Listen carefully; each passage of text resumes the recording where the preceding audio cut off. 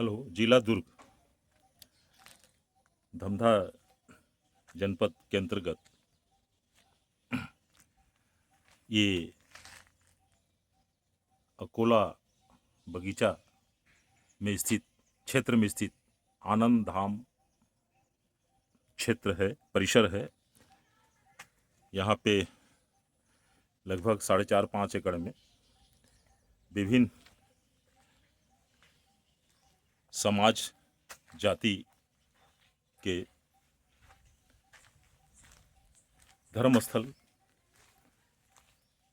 बना हुआ है। यहाँ पे ये सामने जो देख रहे हैं आप, धर्म सम्राट स्वामी करपात्री जी के शिष्य रहते हैं। विद्यालय प्रारंभ हुआ है। आप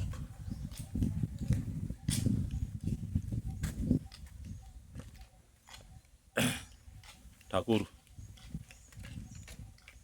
गौतम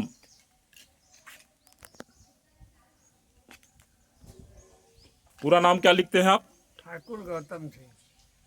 ठाकुर गौतम सिंह। हाँ। आइए इधर। आप जो हैं, आपका जन्म मुंगेली जिले, वर्तमान मुंगेली जिला हाँ। में रमहेला रामहेपुर में सन 1940 में हुआ था। 18 मार्च 1940 में हुआ था। आप जो है शुरू से ही संघ के विचारधाराओं से जुड़े हैं। आइए। और सक्रिय आंदोलन भी निभाए। आप एक शिक्षक के रूप में काम किए।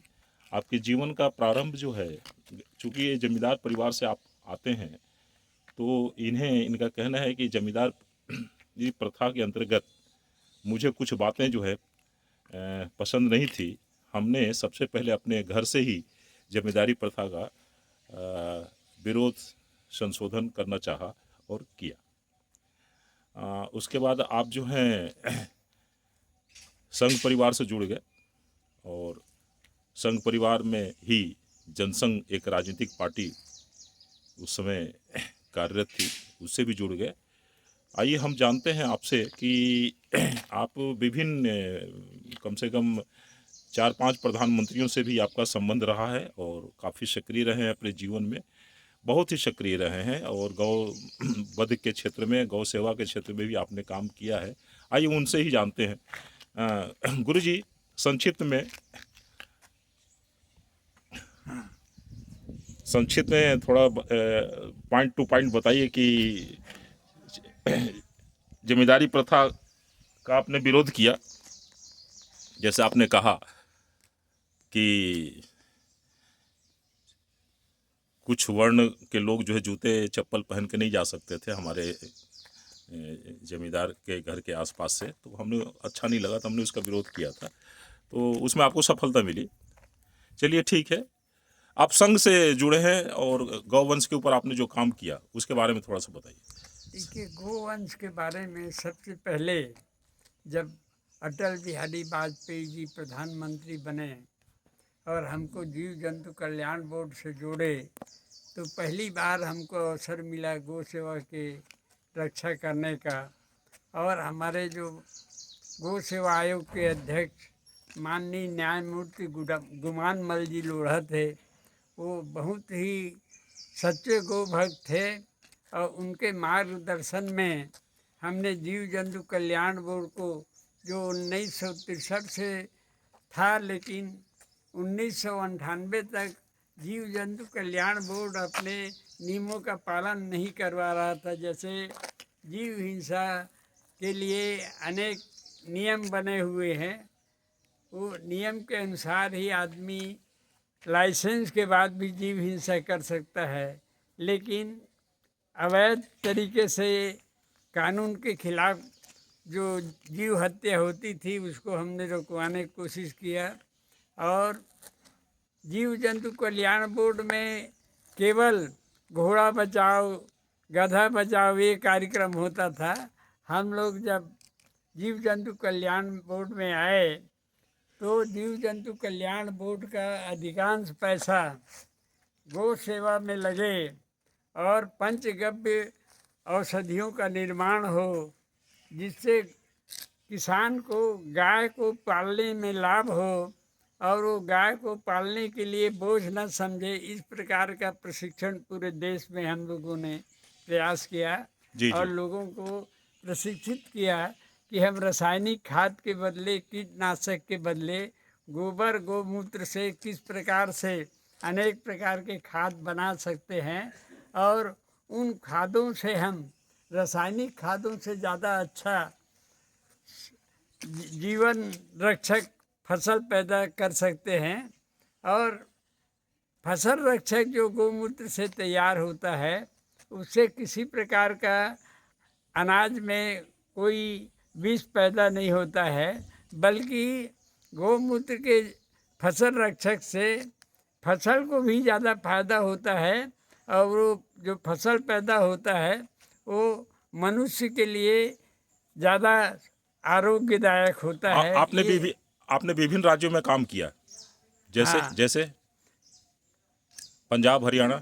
पंजाब, हरियाणा और राजस्थान में बहुत ज़्यादा काम किए। बाकी पूरे देश में हम कोशिश किए, लेकिन 3 राज्यों में बहुत काम करके 40 करीब करीब 40 गौशालाओं के आसपास हमने लोगों को नया गौशाला बनवाया और सैकड़ों गौशालाओं को जीव जंतु कल्याण बोर्ड की ओर से जो निष्क्रिय हो गए थे सक्रिय किया। आपने आपकी सबसे बड़ी उपलब्धि, अनेकों उपलब्धियां हैं, लेकिन ये आप ही बताएंगे कि आपकी सबसे बड़ी उपलब्धि क्या है। लेकिन एक उपलब्धि, आपने गौचर भूमि का जो खाली करवाया, देखिए, उसके बारे में बताइए। हाँ। हमने संपूर्ण गौ रक्षा अभियान एक संगठन बना करके सुप्रीम कोर्ट ने जो ये निर्णय दिया है कि गोचर भूमि कोई भी सरकार किसी को आवंटित नहीं कर सकती है, न अधिग्रहित की जा सकती है। इसके लिए हरियाणा, राजस्थान और पंजाब में संघर्ष चला करके काफ़ी ज़मीनों को, करीब 1 लाख एकड़ की ज़मीन को मुक्त कराया। ये बात ज़रूर है कि करीब 8 लाख एकड़ ज़मीन राजस्थान में है गोचर भूमि और 5 लाख के आसपास हरियाणा में है। उसका ये बहुत छोटा भाग है, लेकिन फिर भी हमने जागरूक करके लोगों को ये बताया कि ये गोचर भूमि कोई सरपंच बांट नहीं सकता, न विधायक बांट सकता, न सरकार ले जो सकती है, हाँ न प्रशासन ले सकती और है। ये सुप्रीम कोर्ट का ये निर्देश है, कलेक्टर की जिम्मेदारी है जी। कि जो लोग गोचर भूमि पर कब्जा किए हैं उनको मुक्त कराया चलिए, जाए। छत्तीसगढ़ में क्या उपलब्धि रही आपकी? छत्तीसगढ़ में हम 2 जगह सूचना के अधिकार के तहत लगाए, एक मुंगेली में। जी। तो वहाँ अधिकांश मुंगेली नगर का जो ज़मीन है उसमें शिशु मंदिर और बड़े बड़े नेताओं के कब्जे मिले। चलिए, ठीक। उसको खाली कराने के लिए कोई नहीं कि उसके बाद बीएसपी भिलाई स्टील प्लांट के लिए निकाला। जी। तो भिलाई स्टील प्लांट ने जानकारी के अंतर्गत ये दिया कि हमने 1952 में आसपास के 45 गांवों को अधिग्रहित किया। हमारे पास कोई रिकॉर्ड नहीं है कि उन गांवों में कितनी गौचर भूमि गोचर रही। भूमि थी, इसलिए हम कुछ नहीं। फिर कलेक्टर को हम लिखे तो भी वो कोई चलिए, दूसरी उपलब्धि और बताइए छत्तीसगढ़ में। छत्तीसगढ़ में सर्वाधिक उपलब्धि ये है कि 1965 में जब मैं भिलाई या दुर्ग जिले में आया तो यहाँ जनसंघ का कोई अस्तित्व नहीं था। 65 से लेकर के 77 तक 2 ही साल में हमने इतना अच्छा खड़ा किया कि 67 में भिलाई विधानसभा से सत्येंद्र नाथ साधु को खड़ा किया और वो दूसरे नंबर पर आया, जबकि हमारी पार्टी चौथे नंबर की थी। उस समय दुर्ग जिले में कांग्रेस सबसे बड़ी पार्टी थी, उसके बाद समाजवादी पार्टी थी, उसके बाद रामराज परिषद, और हमारा कोई अस्तित्व नहीं, चौथे नंबर पर था। जी, जी, लेकिन 2 साल में हमने प्रयास करके भिलाई जैसे शिक्षित जगह में जी। दूसरे नंबर पर ला दिया। हम हार जरूर गए लेकिन दूसरे नंबर पर रहे। चलिए, फिर अपन और विषय पे बात करेंगे। ये बताइए कि आपके जीवन का कटु अनुभव क्या है?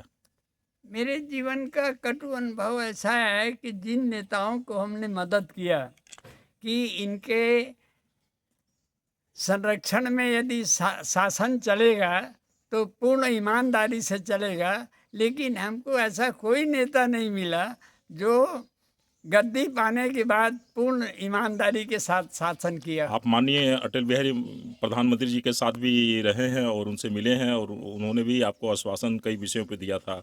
आप जो है इंदिरा गांधी, प्रधानमंत्री इंदिरा गांधी से भी मिले, राजीव गांधी से भी मिले, आप जो है चंद्रशेखर सिंह से भी मिले और विश्वनाथ प्रताप सिंह से भी मिले। तो इतने बड़े बड़े प्रधानमंत्रियों से मिलते हुए आप जो है जैसा कि कल वार्तालाप में बताया कि सबसे बड़ा जो होता है वो ना राष्ट्रपति होता है ना प्रधानमंत्री होता है, सबसे बड़ा अधिकारी कलेक्टर होता है। इसमें थोड़ा अनुभव अपना बता दीजिए। मेरा अनुभव ऐसा है कि मंत्रियों से ज़्यादा मंत्रियों का सचिव ज़्यादा शक्तिवान होता है। इसका एक उदाहरण बता रहा हूँ कि मैं दिल्ली राजहरा का केस लेकर के इंदिरा गांधी जी से मिला था श्रमिकों के संबंध में, और उन्होंने जिस बात को नकार दिया था उसको मैं सचिव से मिल करके उनसे पास कर, वो प्रधानमंत्री ये ज़्यादा उसको नहीं देखते हैं। यदि आप सचिव को मिला लें तो जो मंत्री नहीं चाहता है उसको भी आप पास करवा सकते हैं। ये मेरा अनुभव। आपने एक अनुभव और मेरे से साझा किया था कि अटल बिहारी वाजपेयी ने गौ सेवा से संबंधित या गौ रक्षा से संबंधित आपके आवेदन पे उन्होंने स्वीकृति देते हुए लिखा भी था रेड लाइन से, रेड कलम स्याही से, लेकिन वह काम आपका नहीं हो पाया। मैं पहले अनुभव करता था कि जो प्रधानमंत्री लिख देगा वो ब्रह्म वाक्य है, ऐसा मेरे मन में विश्वास था जी। लेकिन मैंने जब गौ सेवा संबंधी आवेदन अटल जी को दिया, उन्होंने लाल स्याही में लिख दिया कि इस पर त्वरित कार्रवाई की जाए, और उनके प्रधानमंत्री पद के ख़त्म हो जाने के बाद भी वो काम नहीं हुआ और अटका रहा। तो इससे मैं ये अनुभव किया कि मंत्री प्रधानमंत्री से ज़्यादा उनका सचिव होता है और उससे भी बड़ा IAS लॉबी होता है। चलिए धन्यवाद। IAS लॉबी जो चाहता है वही होता है। चलिए धन्यवाद, फिर मिलेंगे अपन। हाँ। मैं आचार्य दिग्विजय सिंह तोमर वीडियो बनाया अकोला बगीचा आनंद धाम पे से, ये जिला दुर्ग के अंतर्गत आता है। और आप ये जो दृश्य देख रहे हैं ये काफ़ी पिछले 65 वर्षों की अथक सेवा का प्रयास है। और आज भी यहाँ पे जो है हमारे जो गुरुजी हैं ठाकुर गौतम सिंह जी, ये गौ वंश के जो पंचगव्य है इस पे इनका बहुत बड़ा विशेषज्ञ हैं और इनका योगदान है।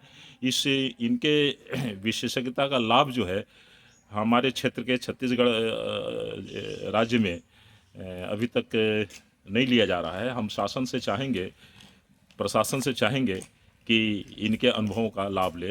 वीडियो बनाया आचार्य दिग्विजय सिंह तोमर, अंबिकापुर, छत्तीसगढ़। धन्यवाद।